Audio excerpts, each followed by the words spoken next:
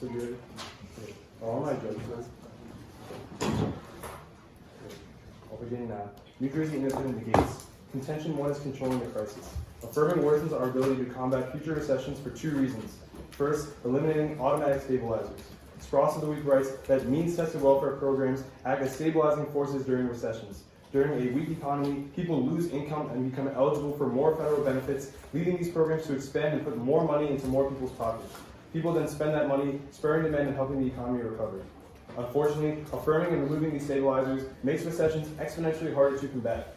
Indeed, Dawes 19 reports that automatic stabilizers absorb 32% of the shock recessions bring on, with the USDA quantifying that every $1 spent on SNAP, a food stamp program, generates $1.80 of growth during a recession. Empirically, a Step 19 concludes that stabilizers in the 2008 recession avoided an additional 18% reduction in GDP. Second, straining fiscal flexibility. The Brookings Institution explains that whenever the U.S. enters an economic downturn, the federal government steps in with a fiscal stimulus package to revitalize the economy.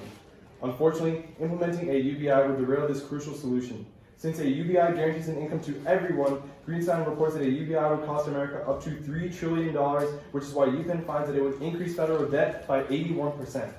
Problematically, as our funds are tied up in financing the expensive UBI, we will be left incapable of financing a stimulus package, making it almost impossible for our economy to bounce back. The impact is increasing the severity of recessions. Matthews of Vox writes that absent the stimulus package that brought us out of the 2008 recession, the economy would have shrunk an additional 10%, unemployment would have been 6% higher, and more than 17 million more jobs would have been lost. Matthews finalizes that absent government stimulus, the recession, which put 64 million people into poverty, would have lasted twice as long. Contention 2 is pulling the plug. Subpoint A is Medicaid. Medicaid, a means-tested welfare program, has provided low-income Americans with insurance to combat our rapidly rising drug prices. The Center on Budget and Policy Priorities finds that 97 million Americans depend on the program for insurance, with 15 million more Americans set to join the program over the next 5 years. Unfortunately, a UBI will take the fundamental right of health care away from these Americans. The average health insurance plan costs over $1,600 a month, well above even the most generous UBI proposals of $1,000 a month. The impact is deserting the poor. Wagnerman 18 writes that Medicaid has single-handedly reduced childhood poverty by 5.3% and overall poverty by 3.4 million individuals. Dime 19 furthers that by giving low-income Americans access to life-saving medicine, Medicaid has reduced mortality by 64%. Wagnerman thus concludes that Medicaid eligibility as a child averted 345,000 adult deaths from 1980 to 2000. Subpoint B is fighting HIV. The Ryan White HIV/AIDS program has been a crucial means-tested welfare program in the fight against AIDS. This initiative serves over half of those diagnosed with HIV in the U.S., providing more than 500,000 people with access to quality treatment clinics and checkups. Unfortunately, a UBI would devastate this progress. Van 09 finds that HIV treatment would cost $20,000, much more than the best-case UBI. The impact of reversing progress. Cahill of the Hill writes that the program is one of the largest successes in U.S. history, reducing diagnosis of HIV by 45% in some states and saving hundreds of thousands of lives. Contention 3 is shifting the balance. Greenstein 19 explains that a UBI is a fundamentally flawed system, redistributing income upward as money designated for the poorest fifth of our nation is spread out over the entirety of our population. Indeed, Minogue 19 finds that even the most ambitious UBI proposals would shortchange the poorest Americans $19,000. It is for this reason that Ludovich 19 quantifies a UBI would radically increase income inequality, increasing the Gini coefficient, a measure of income inequality in the U.S., by 10 points. Critically, Chambers 18 quantifies a 1% increase in income inequality increases poverty by 1.48%, while Gould of EPI finds that income inequality has statistically been the greatest driver of poverty in the U.S. in the last 30 years. Finally, Matthew 17 concludes a UBI would increase poverty by 60%. Plus, we engage.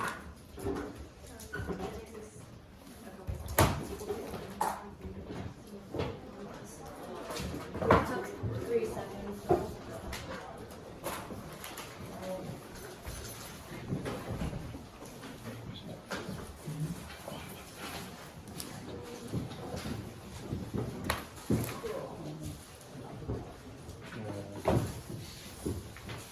Is everyone ready?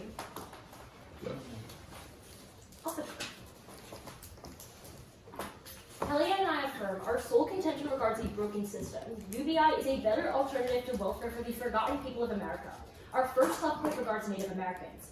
EchoHawk 15 writes, nearly all Native American lands are in retail food deserts with very few SNAP authorized vendors or vendors that accept welfare, forcing natives to travel hundreds of miles for food. Although many native lands grow food, EchoHawk explains that most tribal food is sold for profit. Molina explains how UBI would solve by allowing natives to use funding to self-sufficiently grow and eat their own healthy and cultural foods. Food stamps can't buy tractors, seeds, or legally challenge racist land seizures. Critically, Holden 19 quantifies that 1.3 million natives face food insecurity right now. Our second subpoint regards the impoverished. The current needs-tested welfare system is fundamentally flawed. As U Arizona explains, the states are incentivized to make welfare qualifications as difficult as possible to appear like they reduced their welfare rolls, to use unused parts of block grants, and to avoid financial penalties from the federal government. Mulder of Columbia writes that states use extreme verification procedures, like unannounced home visits, drug tests, interviews, and overwhelming paperwork to informally ration benefits. These procedures causes erroneous denials and discourage many eligible individuals from applying in the first place. Even worse, Wiseman 16 writes that inflation has already eaten about a third of the value of the block grants given to states. Time will continue to consume them, and it will make it hard for states to maintain benefits for the poor. He furthers that welfare is becoming a zombie system rather than a bridge from poverty to work. Unless something significant changes, he concludes that we should only expect the welfare system's dysfunctions to grow more severe. Furthermore, he continues that stigma prevents many from choosing to be on welfare as well. For this reason, welfare worsens poverty in three ways. A, because welfare discouragement prevents access. As Thomas Habe 18 writes, that only now 23% of the people in poverty receive welfare assistance, a decline from 68% in the 90s. Jan of the Washington Post writes that 13 million people in poverty are disconnected from public assistance completely, including 1/3 of the poorest of the poor. Sampson 16 furthers that only 24% of those who qualify for housing assistance actually receive any, and Orbach writes that 50% of Medicaid applicants are denied because the applicants can't provide documentation in time or fail to attend all the interviews. And when Illinois tightened their Medicaid verification system in 2017, Alani writes that 640,000 people lost their health coverage for not responding quickly enough with requested documents.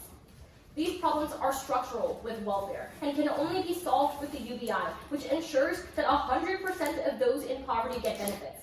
Thus, Sanchez explains that with the UBI, 3 out of 4 people in poverty would be far better off because they would no longer be receiving little to nothing. B, because the New York Times writes that 100 million people, or 1 in 3 Americans, are cycling in and out of poverty. Foster writes that some welfare programs are hypersensitive to changes in income. A worker who sees her income fluctuate is forced to reappear with new documentation monthly or be cut off. Unfortunately, Dinah 13 writes that income volatility has increased by 30% since the 70s, and thus Gonzalez reports that 48% of Americans don't have $400 for an unexpected emergency, and a UBI would bring that financial flexibility. C, because welfare traps people in long-term poverty. As a U.S. Senate Committee on the Budget writes, that workers reach a point where every additional dollar earned can result in more than a 50% reduction in benefits.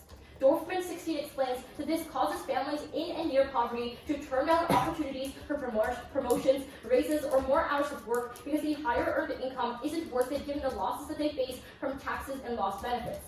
Since the UBI is universal by nature, it takes away the disincentive for upwards mobility.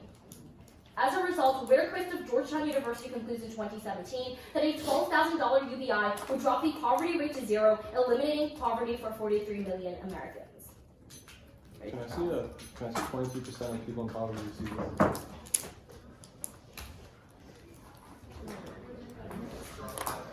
Can I also see the evidence on block grants? Cool.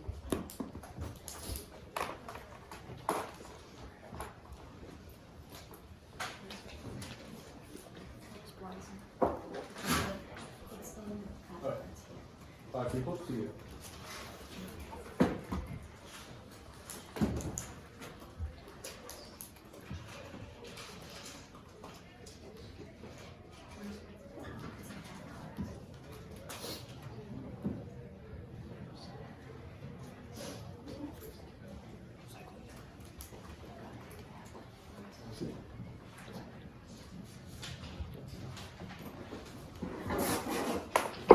So, for the time.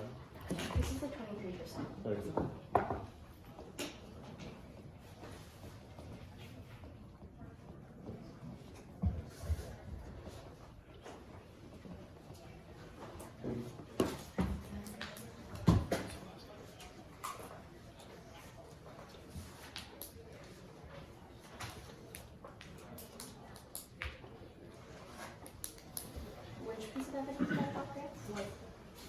There's multiple. The link evidence that like. They get to keep the remainder of the yeah. balance? Okay.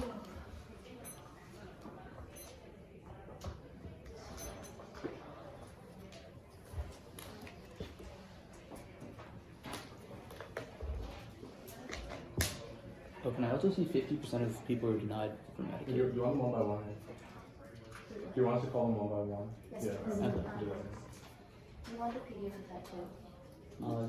If you could, yeah. Okay, I'll try.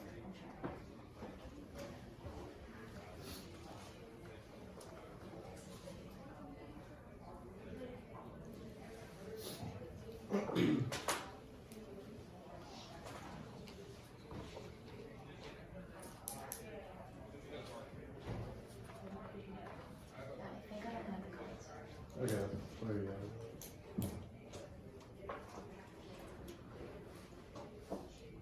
So this is the federal reference.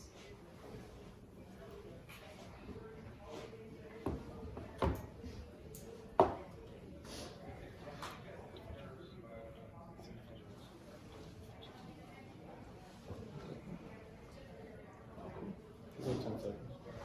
How much should we use this over? That's 11. No, And I want to see the 50%. The 50%? Yeah. What's And the 50% one? like 50% of people on Medicaid get denied coverage.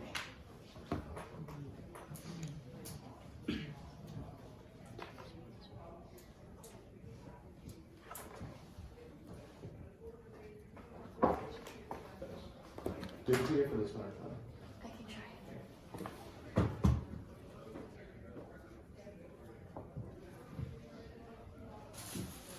I don't have it. Okay, whatever. Let's start this.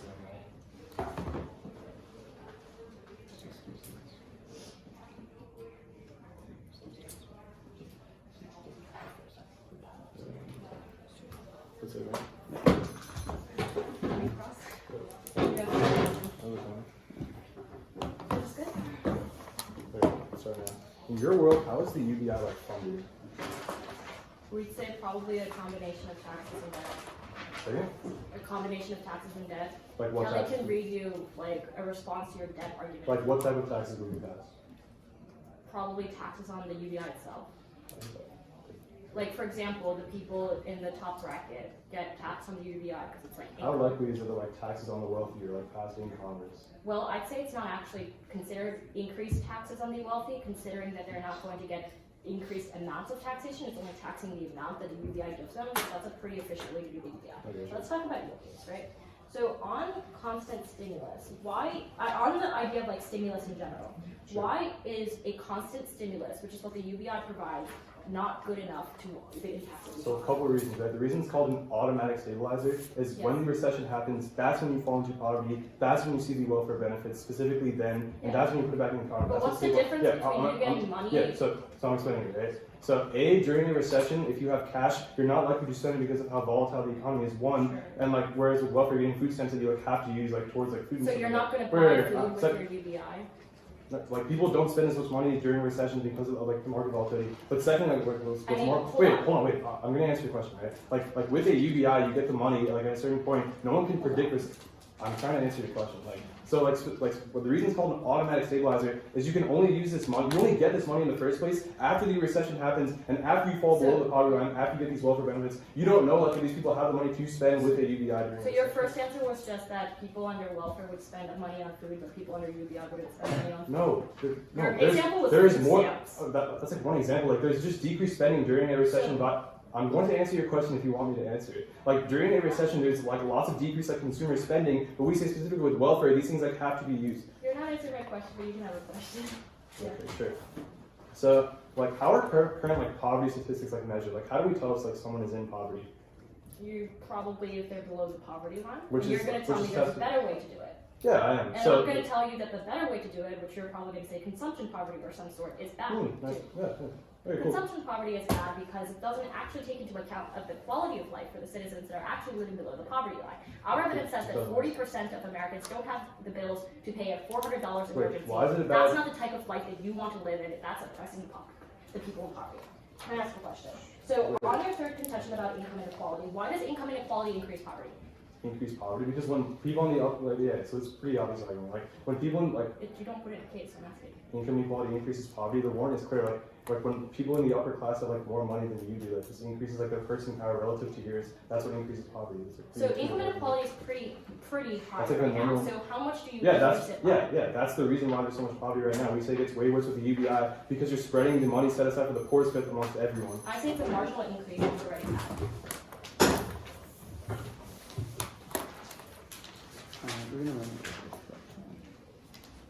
Sorry.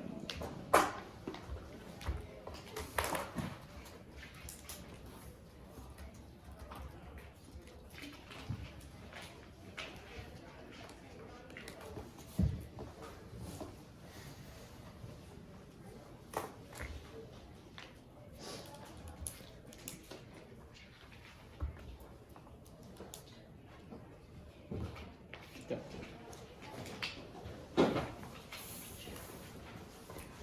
So it's going to start on weighing and then down index. Weighing on your piece.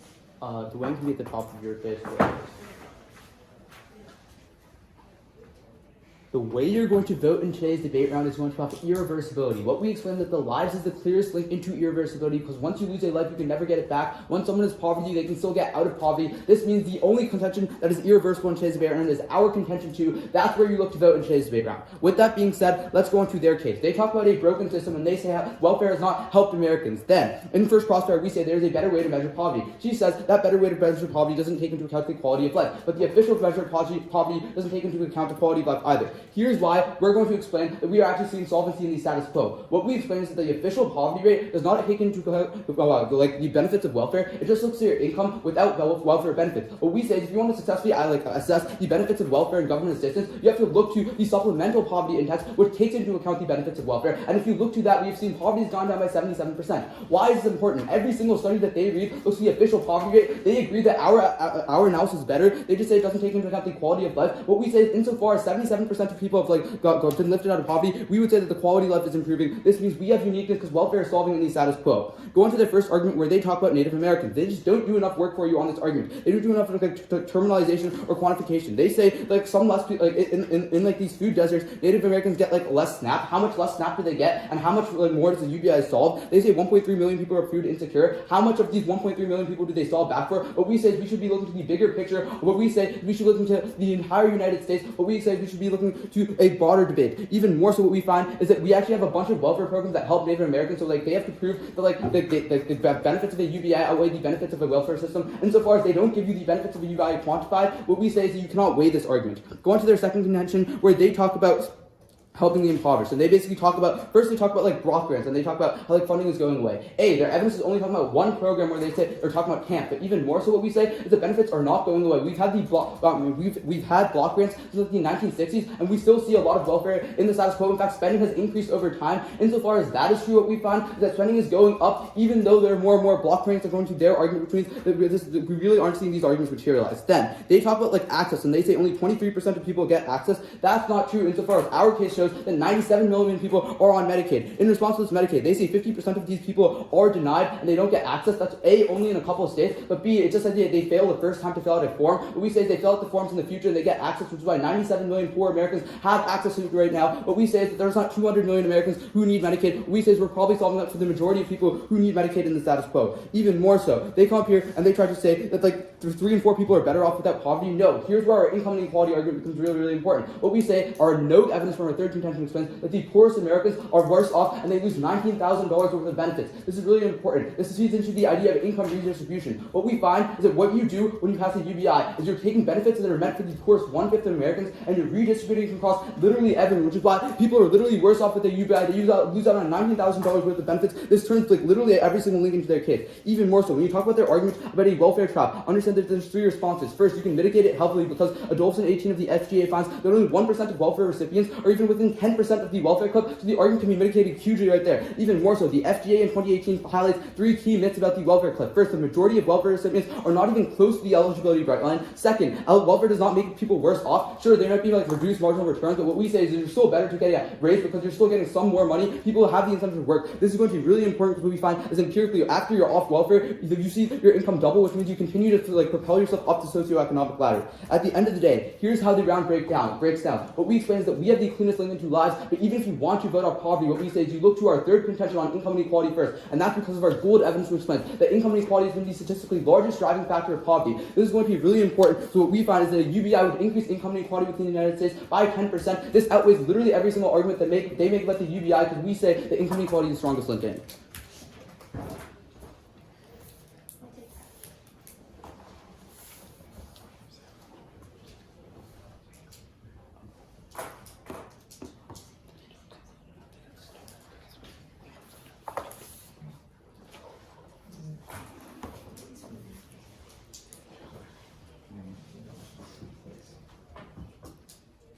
Can I call for that there's going to be 19,000 reduction in benefits? Cool.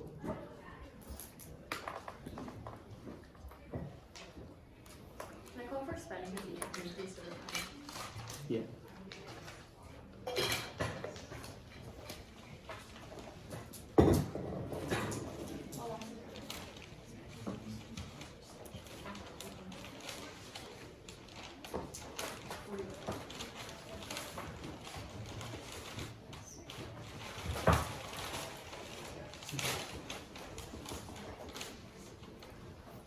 And the other part you want is like welfare spending increases.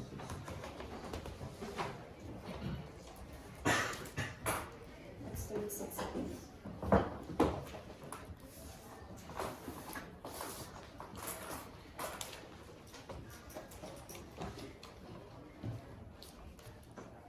I'm going to start on their weighing and then go to their case. Okay.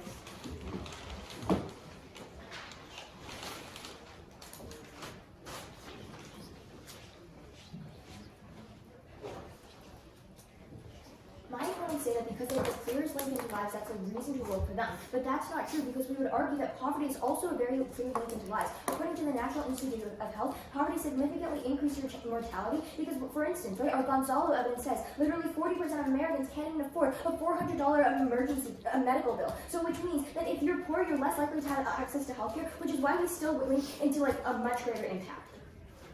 But then, let's go into their first contention about a crisis. First, we talk about automatic stabilizers. This argument isn't true because according to the New York Times in 2008, welfare was actually cut during that recession, and according to IBM in 2013, when there's more increasing unemployment, there were expansions in automatic stabilizers. What secondly we'd say is that we would argue that a universal basic income is going to curtail the severity of the recession. The reason why this is true is that because according to the Washington Examiner, as of just 2 days ago, private debt has an all-time high and is at really high, and according to Bank of New Democracy, if private debt becomes over 150% of debt to GDP, then it leads to the worst depressions and recessions in history. The OECD says this is because when there's a lot more household debt, the economy is more vulnerable to shocks and you're less likely to recover. This means that if you implement a universal basic income, people are going to be able to pay back their household debt, which means that you decrease the severity of the recession, which means you don't have as much of a need for automatic stabilizers in the first place. But let's go to their second argument of fiscal flexibility. First, according to Barron of the IMF, the United States has infinite borrowing capacity, which means that they're always going to be able to borrow additional money because they're global reserve currency and extremely safe and always going to be paid back. But second, say is that the cost of the UBI is not going to be $3 trillion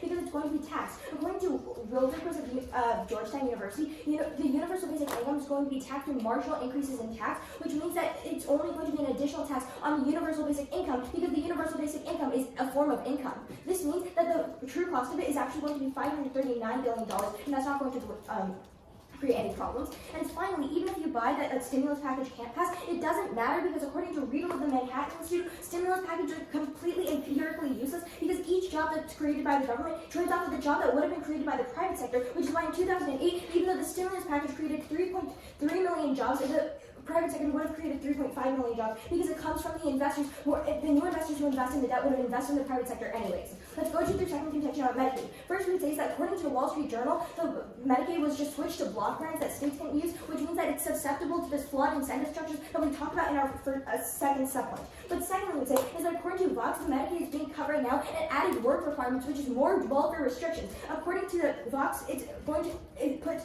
2/3 of the people on Medicaid right now at risk, and according to the CDP, that's 3/5 of the people who have disabilities who are the most vulnerable people that actually need Medicaid. We said that UBI actually gives coverage to everyone.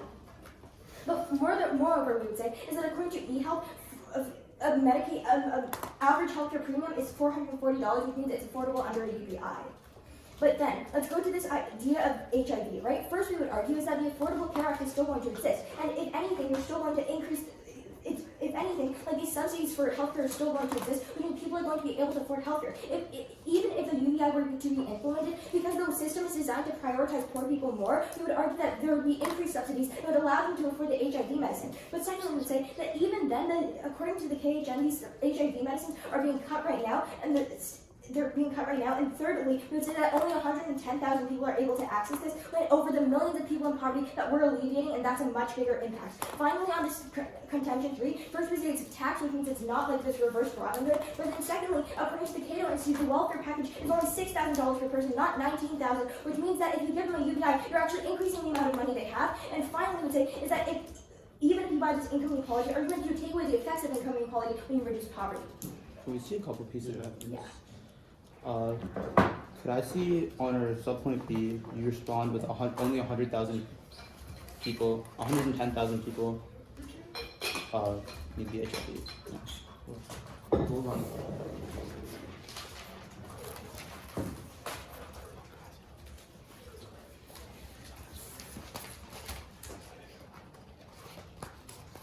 That was fast. Which one did you call? 110,000. Yeah.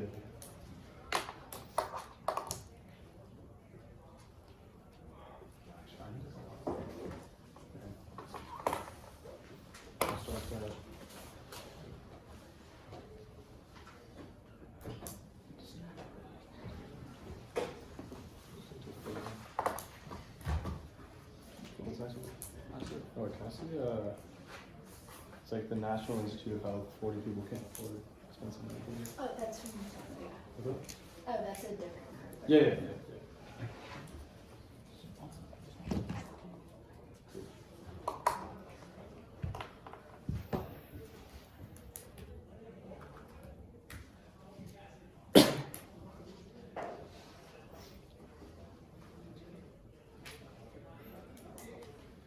Do you want the cut card? Because I can pull up the original. Card is fine. Okay, so that's right here.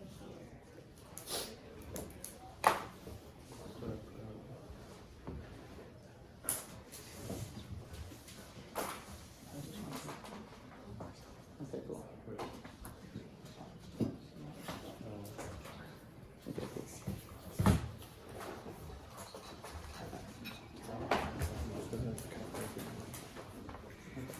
Do you have any questions? No. Alright, so you ready for the second class? Oh shoot, sorry, yeah, I forgot. Alright, so we have this question. So the evidence that I called for about like 100,000 people who are being covered by this program, is this program the program that we're talking about? Yeah, it's the one about HIV. Yeah, no, that's a separate program. Our program is a means tested growth program. It's the Ryan White HIV program. So like, how is that applicable? Wait, it's the Ryan White HIV program? Yeah. And so the scope of that is it covers, so this is a means tested welfare program that covers 1/2 of all people who have HIV, and it's reduced mortality rates by 45%. How many people have HIV who are under this program? Yeah, so it's half of all people who have HIV. So it's with 500,000 people in the United States who are low income and have HIV are dependent on this program for their care. If they lose this means tested welfare program, that means they have to get it from the private market. People. It's 500,000 people, yeah. Okay. Alright, do you want to take a question? Okay, so let's talk about your response about how there's an increased spending in welfare. Sure. So why is this responsive? So that's response to block grants, right? Isn't your argument on block grants that there is like less spending reaching the poor? So like what we're saying is if there's more spending and more welfare spending, that like counteracts the argument of block grants. We say that there's less welfare Our spending. argument is that the proportion of people on welfare has been decreasing. Okay, so what we would say in response to that is that the reason why is if you look to the supplemental poverty index, what we find is that 77% of people have been lifting out of poverty So as I a result of understand this. that, right? But first of all, I mean, you according dropped to it the too. New York Times, I mean, we can respond in summary, a second rebuttal. I But mean, anyways, like, first of all, It's according kind of to the New abusive to York respond in Times- second summary. Wait, I can't respond to an entire rebuttal in second rebuttal. Like, I want to respond to your case too. That's fine. You can Like, this continue. is how PF functions. Anyways, first, 100 million people in America are cycling in and out of poverty, which means that this poverty reduction isn't long term. But then secondly, still according to the Gonzalo evidence, 40% of the people in America are not able to afford a $400 Yeah, emergency. in response to that, what I read is like once you get out of welfare, you say people are cycling in and out. What I say is no, their incomes go up by 2 times, and they actually use welfare as they launch and have to propel themselves up in society, Okay, but the which is thing why our is, right, 77% evidence holds. Once they compel themselves out of poverty, right? Like if you double the poverty line, it's like going from like 10,000 to 20,000. Like their income is still very low, which means that it's very easy for them to go back into How is poverty. that responsive to my response? It says that like No, welfare I'm- is used as I'm like a saying launching that, like, pad, and people welfare get can be like used launched as a up the launching society pad, socioeconomic right? ladder. But then it doesn't last because of the cliff effect. Okay, that's fine. In response to the cliff effect, I said only 1% of people are within No, 10% I of the cliff. understand that, but like this is also a different argument. Can I take a quick question before cross ends? So you say in response to our subpoint A that like not everyone gets access to Medicaid. So like how many people don't get access to Medicaid in the status quo? Wait, in response to your second You say like not everyone in poverty gets access to Medicaid. So like what percentage of people? Because we say 97 million people who need okay, Medicaid so get access basically to because it. of Trump's new restrictions, 2/3 of the recipients of Medicaid are at risk of being cut off, and 3/5 So of the how many people have been cut off? Like I can give you random examples of specific states that have started to implement this. Like Yes. That's Vox, that's Vox, right? That's Vox, right? that's 2/3. Can I, please see the chart?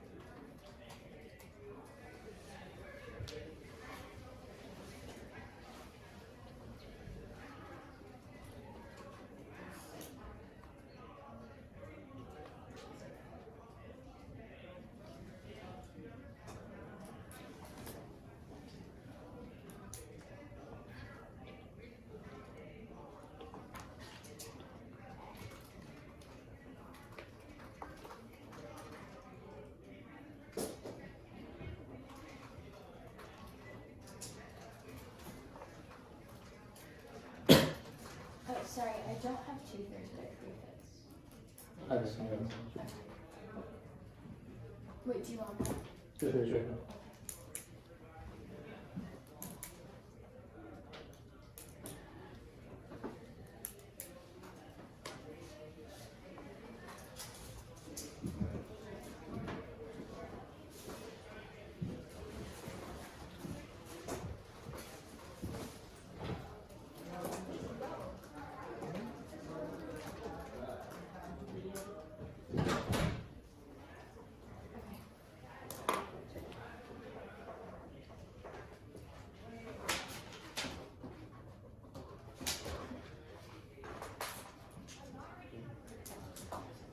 Can you show us like what SSI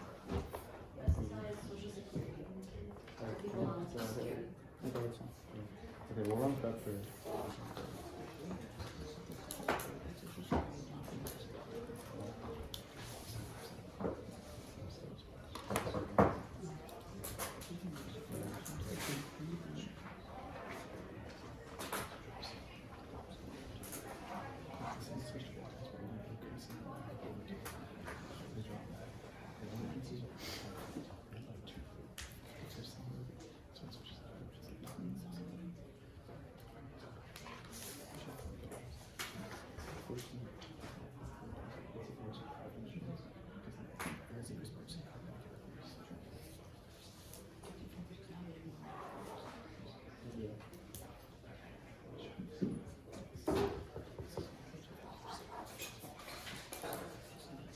Sorry, can you see? Actually, no.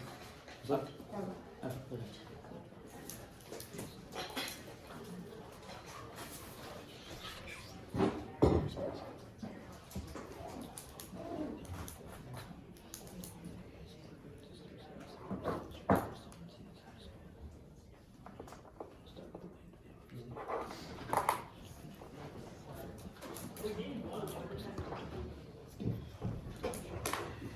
That was like 117.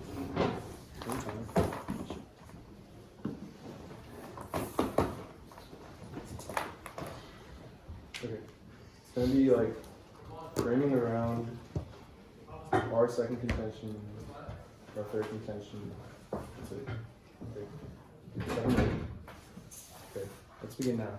The way you frame today's round is off the thing that impacts actually irreversibility. We say that the easiest link to that is the loss of human life. They tell you, like they read this National Institute of Health card, and they say 40% of people can't afford like an emergency medical bill. They're not taking the comparative analysis. In a world with a UBI, there's no more Medicaid, and what happens is when people are signing up under private insurance, all these companies are not going to be controlled to like keep their prices low, and with private insurance, they all know everyone has increased purchasing power. With this UBI, prices are going to spike like infinitely. Like they don't give you comparative analysis. They're just saying like 40% of people can't afford it. We say right now the status quo is solving back because like 97% of people are like on Medicare right now. We say that's pretty good. But even more so, let's go to our second contention on Medicaid. They tell you this response like we're switching to block grants. Well, they drop the response. Sid gives you a rebuttal. He says about block grants, their evidence is only about a tenth, but even more so, we've had block grants for a while, and we've seen spending increase overall. We're not seeing block grants decrease. That response doesn't really make any sense. Then they read this 3/5 card about like 3/5 people are at risk. The card's about like social security. It's not even about means tested welfare. The card doesn't really matter here at all. Even more so, then they read this like UBI coverage makes it like affordable for everyone, and $440 is affordable to everyone. Understand when Medicare goes away, there's like nothing making Medicare like, or making like health treatment affordable to anyone with private insurance. Understand that all these prices are going to be jacked up. That's way worse because in the status quo, we've seen solvency. We've seen Medicaid reduce mortality by 64% and avert 100,000 deaths. That goes dropping her rebuttal, and we've seen it lift 3.4 million people out of poverty. Again, this is the cleanest link into lives because we've seen Medicaid save 100,000 lives in the status quo. They don't respond to that. But on fighting HIV, here's where you vote for us in today's round because they give us some part of like a different program at HIV. It's not really responsive at all. Like call for the evidence. It's not about the Ryan White program that we read in case. What we tell you is this covers half of people that have HIV right now. That's 500,000 people right now in the status quo. HIV treatment costs $22,000. No UBI is going to be able to cover for that. We have clean access into saving 500,000 lives right now. That's a clean, irreversible impact in today's round. The round is over at that point. But even if you want to vote off of poverty, we win that too on our third contention about shifting the balance because they don't understand how income inequality works because they drop all the evidence that we read in our third contention. What we tell you is the UBI is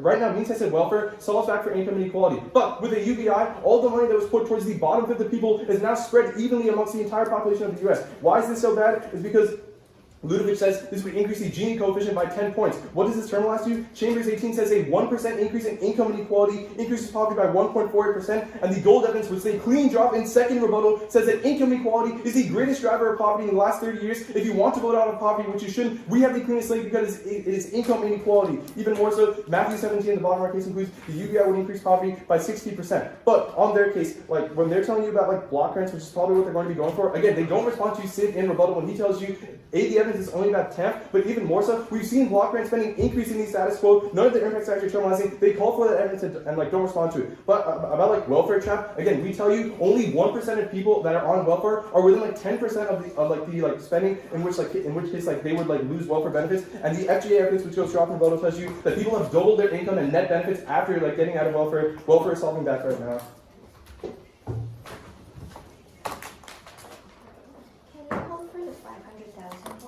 And also the 1 million low-income people with HIV.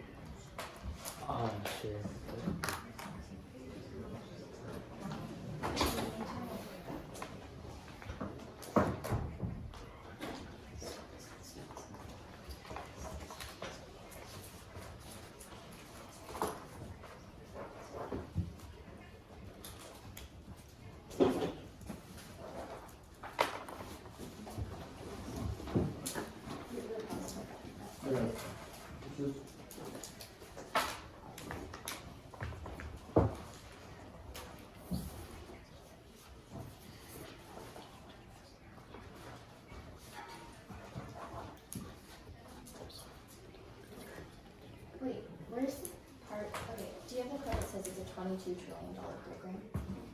You never reach that. No, I said HIV treatment costs $20,000. Do you want that? Oh, so I heard wrong. Okay, yeah. This is. No, that's fine. Okay, yeah.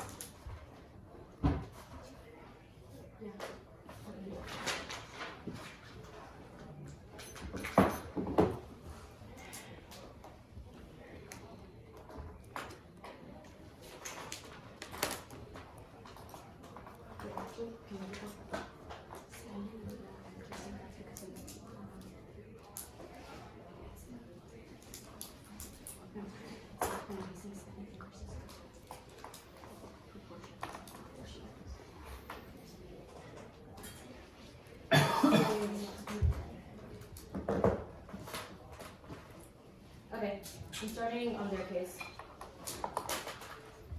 On your contention 3 about income inequality, they dropped Kelly's response where they say the UBI is going to be taxed, which means it's going to be progressive, so you're not going to be seeing increased benefits to the richest of the rich. Only the poor are going to be getting it. They don't get any access to the poverty impact that they tried to go for. Secondly, we also say that UBI is $6,000 per person, which means that you're not going to is $6,000 per person. Secondly, on Medicaid. Firstly, the Wall Street Journal tells you that if that Medicaid is turning into a block grant and the status quo. They tell you that we're only talking about TAMP. That's not true. If you call for the edited evidence, it tells you that Medicaid is becoming a block grant right now. That's really important because it's susceptible to the same incentive structures that we tell you is really bad because states have an incentive to cut Medicaid because of the inflationary pressures that's going on. That's from Weizmann. Secondly, we'd say that 3/5 of the people on Medicaid are people with disabilities are being cut off Medicaid. You can also call for that evidence if you want at the end of the round. Lastly, they don't respond to our evidence that says that the ACA can subsidize the stuff about HIV, which means that they don't get access to that impact. On the weighing debate, they say that the quality of life and the irreversibility is the most important thing in today's round. Firstly, we'd say the life shouldn't always come first. It should come hand in hand with poverty. Insofar as we shouldn't justify oppressing 100 million people and 140 million people in the status quo for the sake of saving lives. We say that both the quality of life and the quantity of life matter a lot. Secondly, we say poverty links in to the idea of mortality because when you're more in poverty, you see that 40% of people in America, that's 140 million people in America, don't have access to $400 of medical emergency, which means that if you oppress more people, which we do on net, you're going to be pushing more people into poverty. Lastly, we outweigh on the long-term framing. Welfare is always going to have people that want to cut it because people hate it. And you're always going to see things like incentives and flawed incentive structures that's only going to increase over time, as Weizmann tells you. So even if you buy that the HIV stuff that's going on in the status quo is really good, in the long run, it's not going to be good. So on net, UBI is always going to be the universal thing that people can't take. The government cannot take away from people.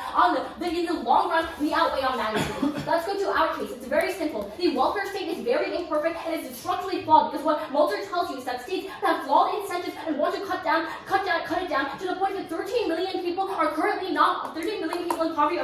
not on welfare, and 100 million people who are cycling in and out of poverty keep on getting kicked out of welfare. That's really important because UBI is the only solution for these people that requires some sort of government assistance. Sam tells you on net, 3 out of 4 people in poverty will be better off with the UBI. They do not respond to this at the end of the round. They give you 3 responses. responses. The first thing that they say is that the official poverty has decreased by 77%. One, this has nothing to do with the increase in the welfare state because welfare is at a 40-year low. Secondly, Radcliffe says it doesn't matter because more than two-thirds of the people that escape poverty go back and return into welfare. Thirdly, we'd say that 40% of Americans can't afford a $400 welfare, so none of the consumption poverty or like the low amounts of poverty actually matter. Secondly, they say that spending has increased over time. I already frontlined that on their case, and then they say that our argument is only about block grants. It's not. Our argument is about welfare overall. States have an incentive to cut down welfare because they want to make sure that the federal government thinks that they're cutting down the amount of people in poverty. They don't respond to that incentive.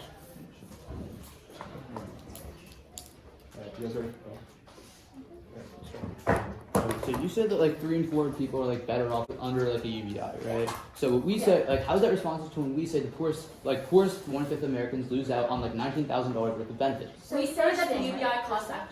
The UBI is going to be $12,000. Yeah. With pay no evidence. Well, you that said those- so first is 12,000, then it's 6,000. You have like shifting advocacies. Sorry, She yeah. was saying, essentially the response is that the welfare benefits right now are only $6,000, but a UBI is going to be $12,000, which like responds to your income. So what our evidence, like the reason why our evidence holds true is because what we say is that for like the poorest Americans, welfare benefits are way more than $6,000. What we say for the poorest Americans, it's well over $30,000, and these poorest Americans lose out on those benefits under a say that UBI. a third And of $12,000 is the- not enough to solve that. We say that a third of the poorest Americans literally don't get the benefits that you talk about, and that these numbers are only going to increase as states have No. further incentives to keep on And cutting down on welfare. and this so is- even if you give me good numbers now, the future of the welfare state is doomed. It's going to Okay. become a zombie state according to White. Okay, so Can that- I ask you a question? Sure.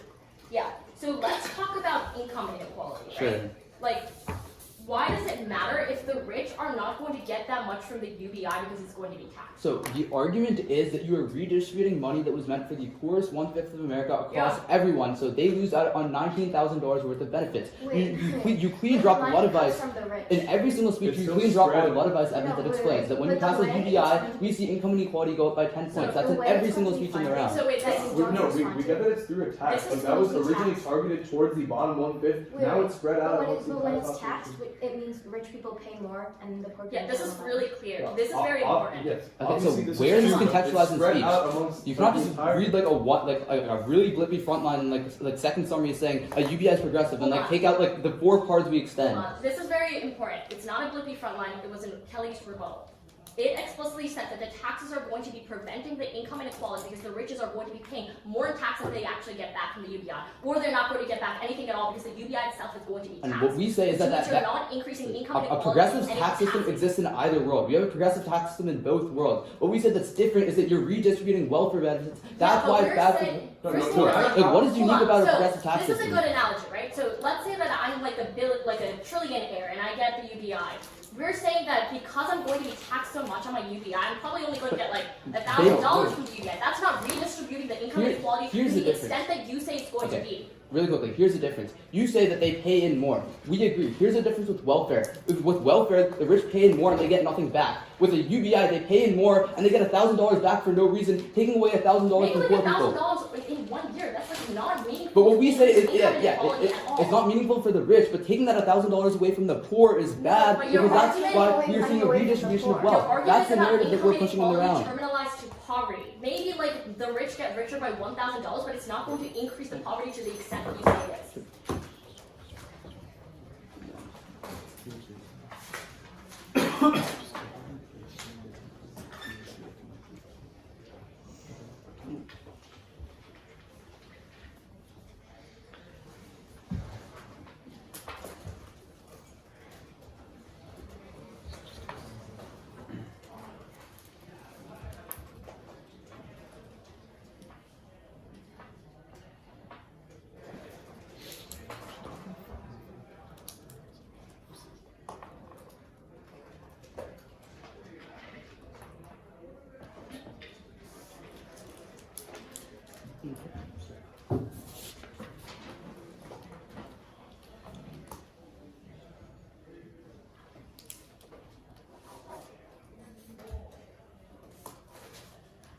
Okay, cool.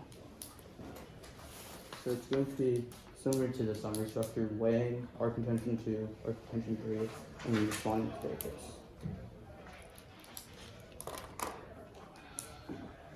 They clean up the irreversibility weighing in every single speech. They just say poverty links in, but what we say is healthcare is the most direct link into lives. What we say is when you lose your healthcare, you're way more likely to die. What we say is that even if you're into poverty, you can reverse yourself out of it. That means we have the cleanest link. With that being said, let's go to our contention 2. We are winning in 2 ways. First, on our subpoint A on Medicaid, they make 2 responses. First, they make this 3 and 5 response. They just say 3 and 5 people are at risk of losing their Medicaid. What we say is like how many people actually have A, and B, that part is not talking about Medicaid, it's talking about Social Security. You can call for that evidence. SSI stands for Social Security. Insofar as that is not responsive. Then the second response they make, they talk about block grants and how funding is going down. They don't respond to our frontline when we say actually funding has gone up. That means insofar as that's true, understand that their block grant response is also not applicable. Why is this important? What we explain is in order to get healthcare on the private insurance market, it costs $1,600. When you take away the Medicaid, now a UBI, even the most generous UBI, is only $1,000 a month, which means all these people lose access to their Medicaid. Why is this important? What we explain is that Medicaid has reduced mortality by 64% and has saved over 345,000 lives. The second way you can vote for us is in our argument about HIV. The only response we get is they say the ACA exists. What we say is sure, the ACA exists in either world, but what's unique is the Ryan White program. Why is this important? What we explain is the Ryan White program covers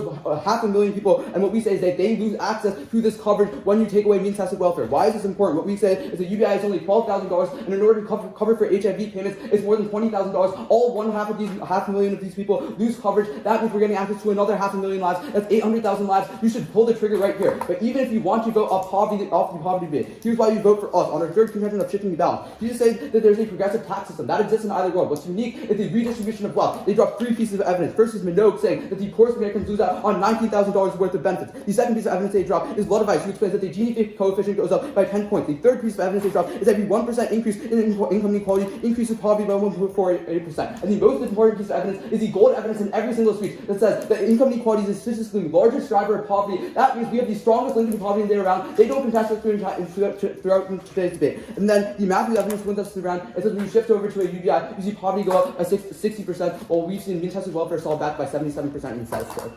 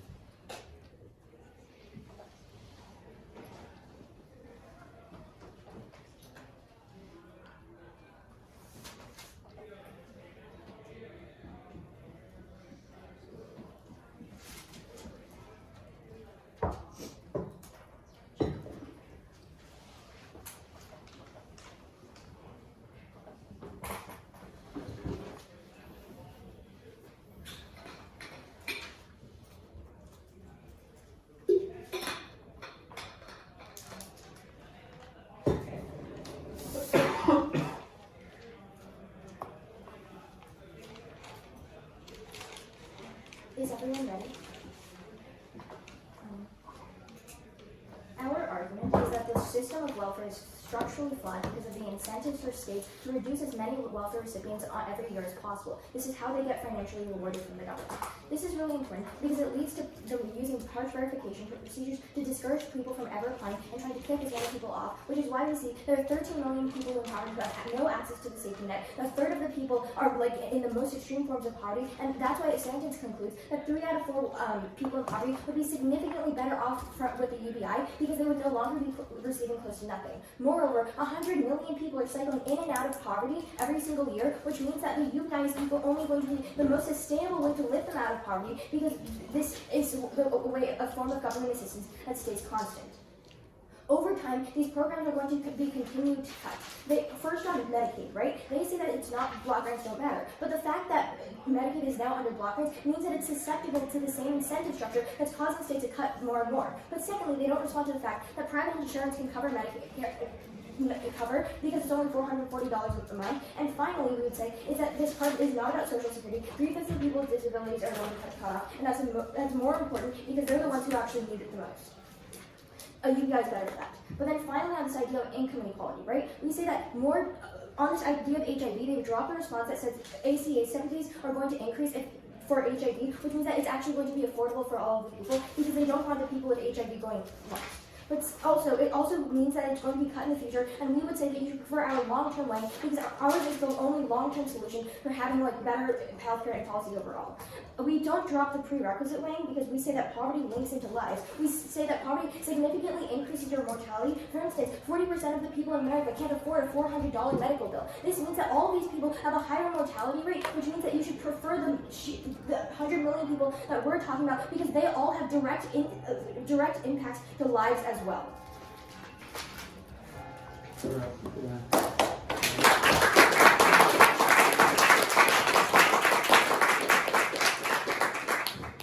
6 actually. Thank you all for that. Of course.